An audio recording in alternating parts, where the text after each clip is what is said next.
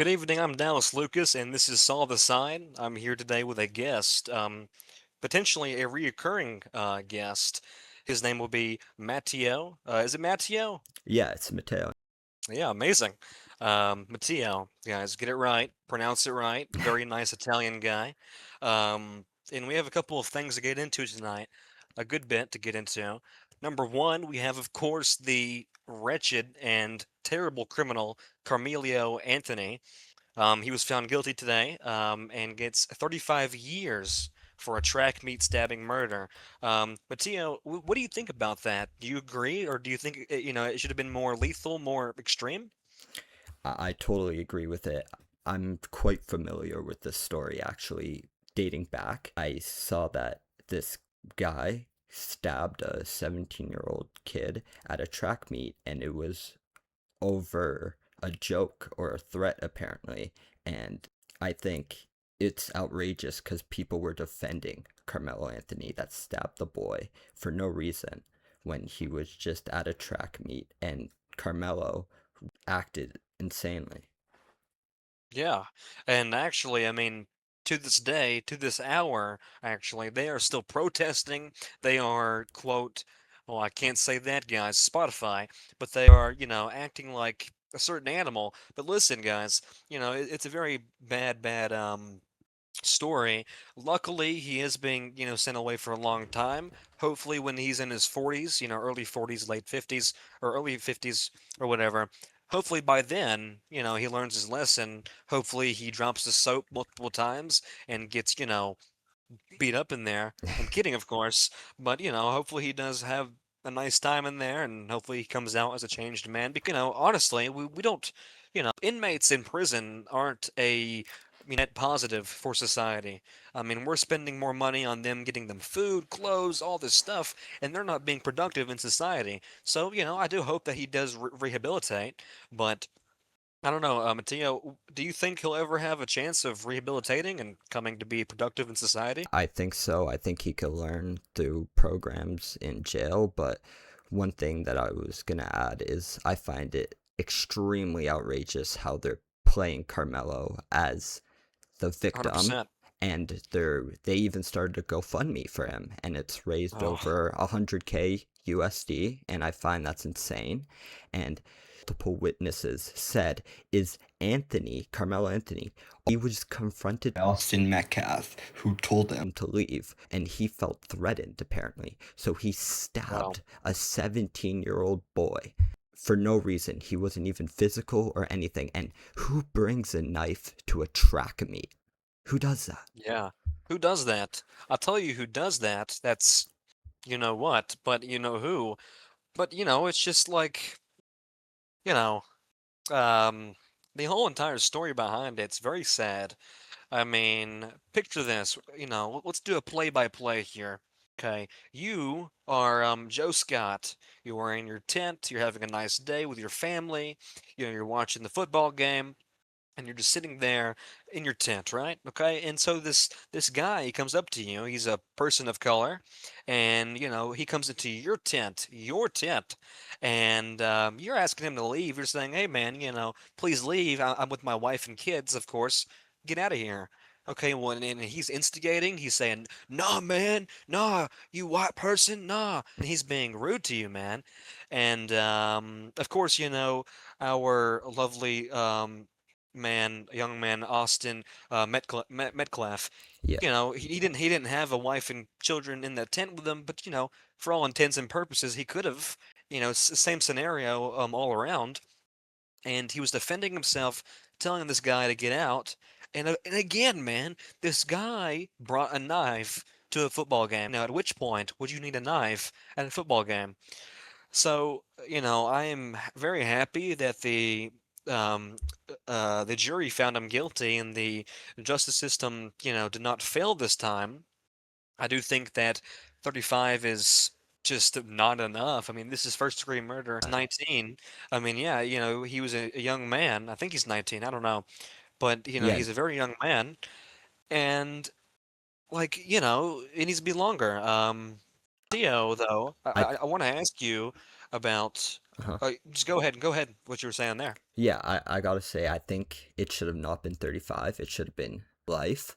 And I also wanted to talk about how Austin Metcalf, the poor boy who was murdered, had such a promising future, was a Oh football yeah. prospect. And just to get that all ripped away from you in one Hmm. little altercation, Yeah. it's insane. And another thing on Carmelo, it's like when you're bringing a knife to that track meet, it's like you want something to go down. That is It's right. it's like you're just craving violence and you're the instigator. It's like there's no reason to bring a knife and be that violent. It's insane. And if the people claiming that is self-defense are completely idiots, because we got his brother and multiple different witnesses saying that he just told Carmelo to leave, and that made him pull a knife, like, and stab him to death. That's insane. That's insane. Yeah. I mean, the entire, you know, group of these guys are insane. But I also want to touch on something you said um, a minute ago about the GoFundMe. What's so funny about that is days before this verdict was held out, I was, reading about that, and apparently he'd already spent all that money on GoFundMe money. He already spent it all on new sneakers, new Oh my. clothes, new car. He blew it, and he didn't even have enough saved up for the lawyer, which means I think he was I think he got a public defender for his final court appearance today and yesterday, I Oh think. my god. So just imagine that, these guys, every single person that donated were probably an African American, just using context clues here, and they wasted their money. They wasted their money. They, spent it all. They would have done better just giving it to the family of Austin Metcalf because, like, the dude didn't deserve it, all right? It went nowhere. He bought new shoes and clothes that he won't even be able to enjoy because he's going away for a long time. 100%. To think that people are still defending him is insane, and we all know, as you said, the certain demographic of those people that are Mhm. defending him. We all know who those people are. It's Those. a race war. How would it be if the roles were reversed? What if it was the white guy stabbing the black guy at the track meet? What would happen? There'd be no GoFundMe. Yeah, So, like you said, Alice, we all know that certain demographic of people that are supporting him and donating to this GoFundMe. that is correct, guys. Guess who's funding a lot of these movements? Guess who's the main funder for BLM, and all of this stuff? Guess who's the main funder? I mean, it's the elites. It's the you know who, Voldemort. It's like, what are we supposed to do? We are, patriotic Americans. This guy's a Canadian, but he's still patriotic to his nation, into the world. I mean, he wants to see, the halt of international lobbying and corruption that, we have to admit Israel, which we are, oh, by the way, on this show, we are anti-Zionist, not anti-Jewish, and we're not anti-Semitic. We need to stop anti-Semitism and we need to stop anti-Jewish hatred. However, Matteo, we are anti-Zionist, aren't we? And we can Hmm. agree that lobbying groups like AIPAC and more are very big targets for corruption, very big targets for, false agendas being pushed, and it's terrible. And when you look at what's being funded everywhere, Matteo, it's terrible. Hmm.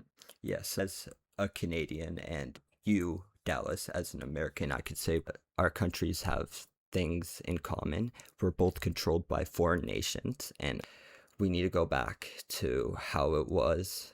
Yeah, and that is a conversation that a lot of people are not ready to have. Most importantly, Spotify's TOS, cough cough. But look, the point is that we're going to end on this subject because, if you want to read more about this case, go ahead. The point is he's found guilty. He's going away for 35 years, and it was a sad case all around. But in closing of this segment, I just think too many young white men are being killed and murdered indiscriminately and sometimes discriminately by black people. It's a fact. This is not racist to say this. It is a big growing demographic that young white men are being, killed violently by also adolescent young black men. It's the truth. And, it's a bad situation. Of course, by the way, our big old pal Donald Trump, in the Oval Office, has made no comment. There's been no comment about this dude, about any of these guys. That have been killing and killing and killing. Even the families of Austin Metcalf. I'm saying his last name wrong every time. I apologize to the family if you're listening. God, but look, there's been no comment and nothing from the administration that is supposedly the traditionalist and conservative administration that they're supposed to be for us, for white culture, for white people. Um, and to stop, acts of violence like this. But as we can see, Matteo, that's not happening, is it? Mm, definitely not. Definitely not. And I like how the phrase earlier with it, Dallas, it's called whitewashed. And I think That's right. quite the opposite is happening. We're getting, Yeah. washed, and they're trying to strip us away of our pride, our culture. And they're saying we cannot be proud to be white. We can't. That's extremist. That's racist. That's horrible. You Wow. cannot be proud of your Yeah. culture. And it's That's true. that's It's what's true. happening. That's what's happening over there in America. That's happening more than it's happening here in Canada. But look at Canada, specifically in Toronto, we're getting replaced by foreigners, and we have no say in it, and we're just called racist bigots if we Yeah. try to say that this is our home, our land, and we don't want it to be changed to other foreign religions. And Islam. yeah, yeah, Yeah. And that's speaking of which, man, that's a this whole this is a different big topic. thing. Yeah, this is a big thing that I want to touch on just a tad bit before we go to the next segment because we have loads to get into tonight.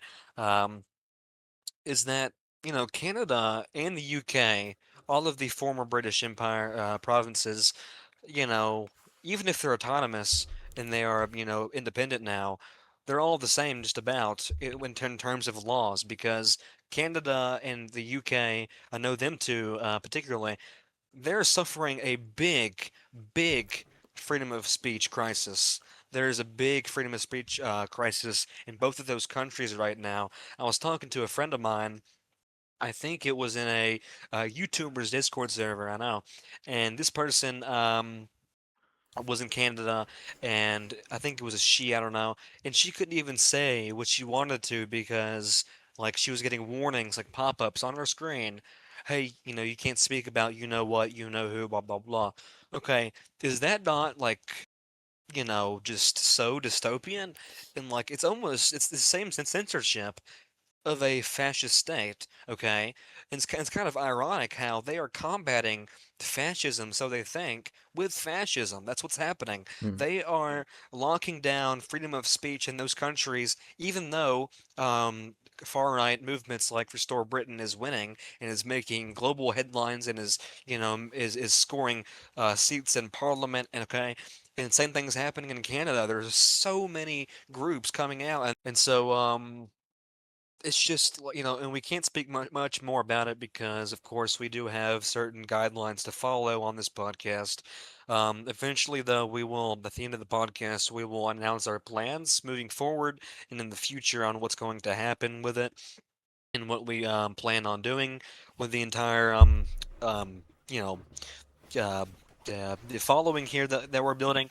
But moving on, our next segment is a thing that I'm not very familiar about. It's something that's happening with a one Joe Rogan. Matteo, tell me about it and tell me about his AI craze.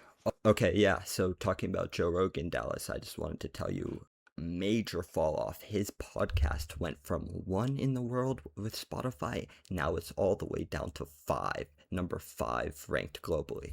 And I think he's gone from protesting elites and talking about how free speech should never be taken away from you and how you should always have the rights to say anything. And he would go from talking about aliens, talking about government control, and now it's like he completely flipped a switch ever since Trump's election.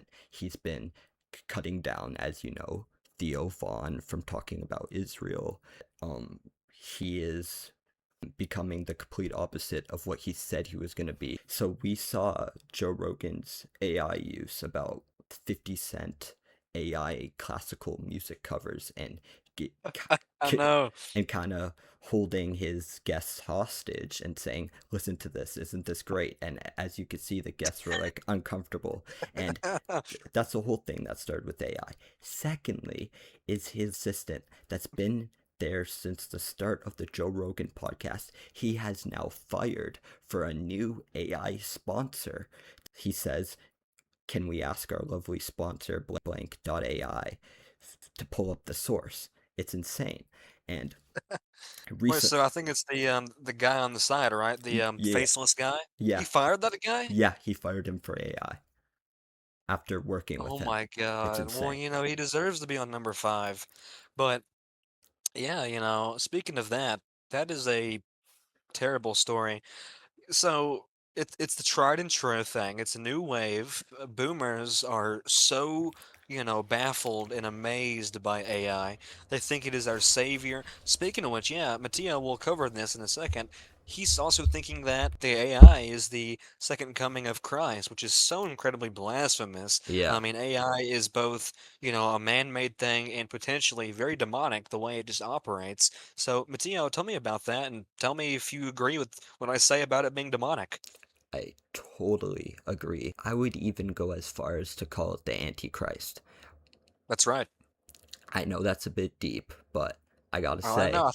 I I, think, yeah, I agree because everyone, AI is just this affectionate, does no evil, only does good, and it's very mysterious. yeah, Joe Rogan was talking about how AI is the second coming of Christ, and that's completely insane. He just went on this podcast like a week ago from when we're recording this, and he said something about like the computer being unvirgined, like Mother Mary, and it's the second coming of Christ. It's insane. It's insane. Glory to our Father, you know.